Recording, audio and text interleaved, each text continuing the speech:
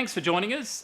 What I'd like to cover today is what little intricacies you need to think about when you're looking at building a property, when you're constructing a home. There's a few little extra components that are normally that are a little bit different compared to when you're buying an established property. And normally there's a few stages that you've got to go through. And again, not daunting. It's just a matter of being aware of them and understanding the time needed for each of the process. So I guess the one thing that's obvious when it comes to building a property is normally the first part of the process is buying the block of land. And even if you're going through a developer, often it is a separate process. So you buy the block of land and then you go away, look at getting the plans drawn up, deciding on a builder, and then look to construct the property.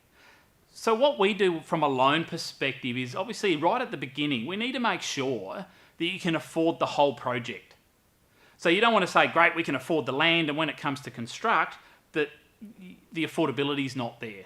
So what we do is when our clients sign a contract to buy the block of land, obviously normally as part of that contract, it's subject to finance, so we've got to get the finance approved for them to get that.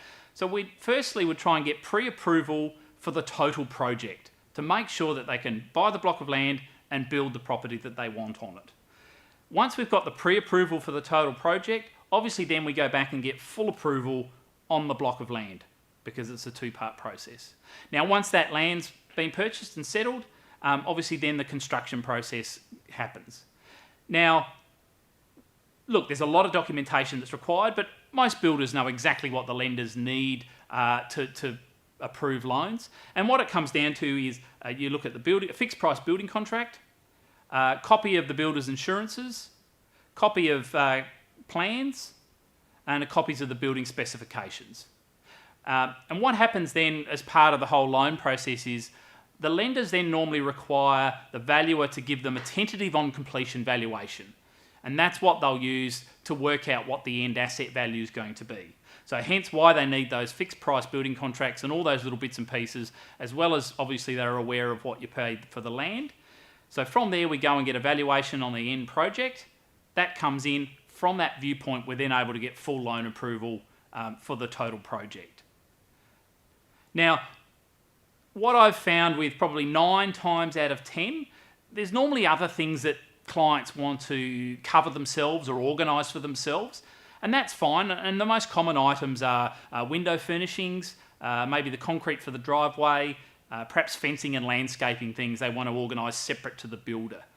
That's fine, but the important part of the process is that we get those things at the time the valuer is valuing the tentative on completion valuation.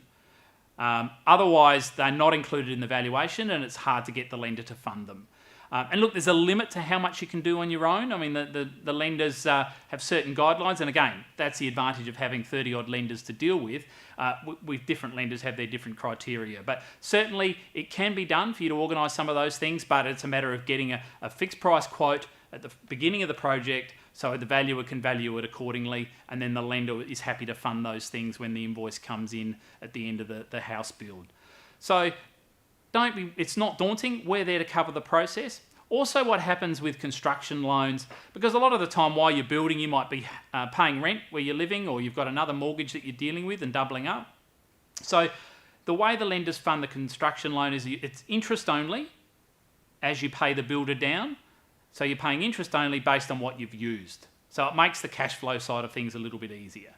Now, you'll find on most building contracts that the builder has about 4 to 6 progress payments. So I guess as the property goes through various stages, often the slab's the first one, then it might be frame, then lock up. And so they'll send you an invoice. We then forward that to the bank for payment, and the bank will pay the builder direct. But as you can imagine, of course, first up, you've got to use your deposit first, and then the bank will fund the balance of the project. So again, look, a very quick summary of what's entailing when you're looking at constructing a home. There is a little bit more components to it, but that's what we're here for, to guide you through that process. Thanks for watching.